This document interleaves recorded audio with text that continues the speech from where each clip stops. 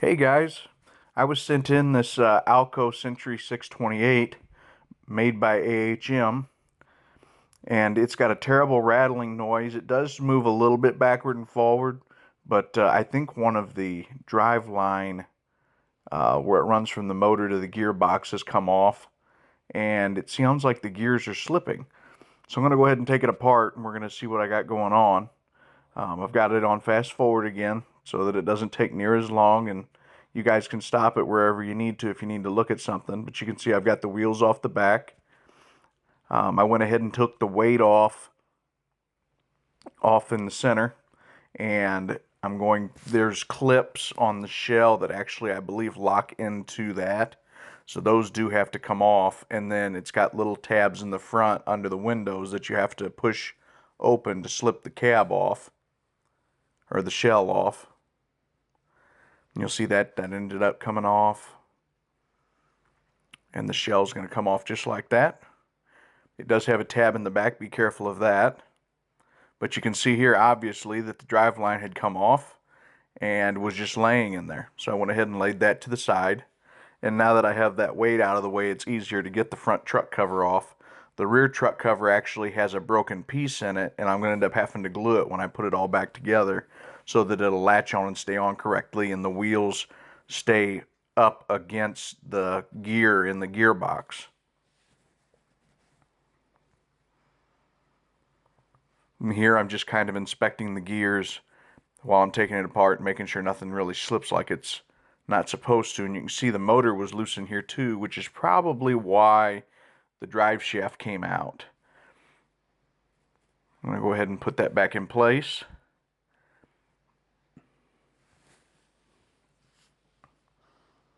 And then you're going to see here you put the motor down and slide it forward, and it locks it in place. And this little horseshoe deal here that I have that I just locked in place, what had happened was it came out and the motor probably slid backwards, and then it just spit the driveline out. Now that all sits close in place. It makes a lot of noise because that motor kind of rattles in there. I was going to use some hot glue on it, but I thought against it just for now until I decide whether or not it's a good idea. I may go back in the future and take the weight off and just try to glue the bottom of the motor to the frame itself to help reduce the noise. If you see here, I've got my screwdriver in the gearbox. I was pulling out some debris that was stuck up in there, some lint and stuff. And I'm taking my Q-tip and I dipped it in rubbing alcohol to kind of clean off the contacts where it touches the wheels. And then I wipe them dry with the other side of the Q-tip as well. That should help give the wheels a little bit better connection to the contacts.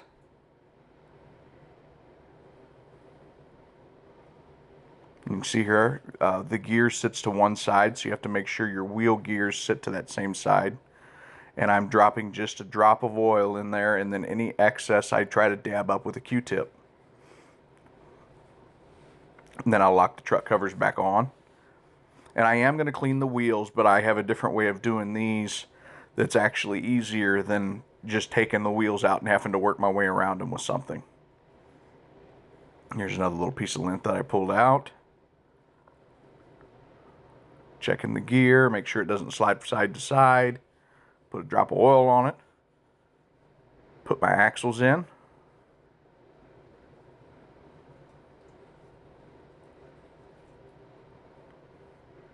A little bit of oil. Put my truck cover back on. Lock it down. And before I do anything else, I want to make sure that it still works like it's supposed to. And it powers right up and moves.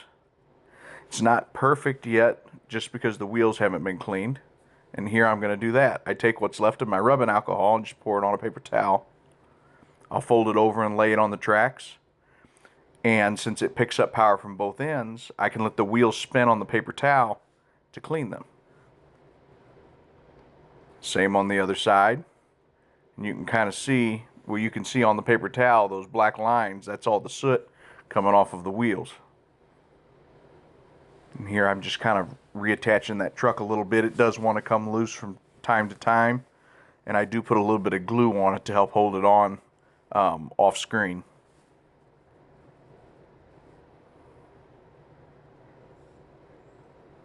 Checking it again. It runs better now.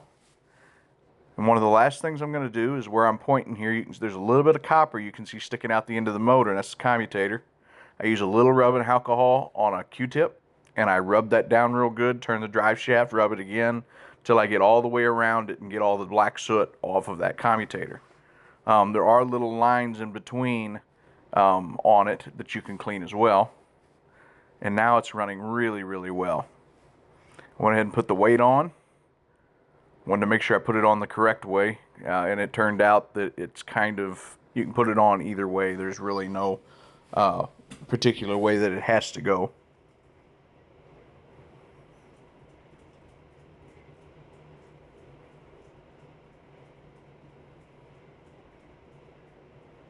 Much better, much smoother.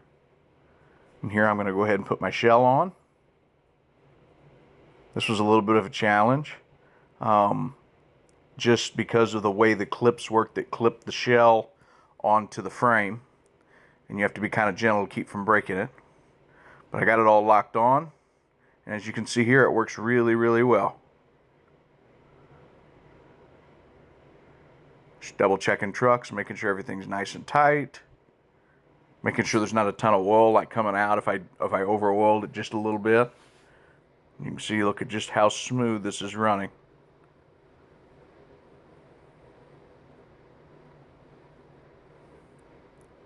And it runs really, really slow as well. This gives you an idea of just how clean the motor actually is. Thanks guys for watching this. I tried to make this one a little bit faster. If you have any questions, ask me. I'll be more than happy to help you out with anything you're trying to fix. Thank you guys so much for watching.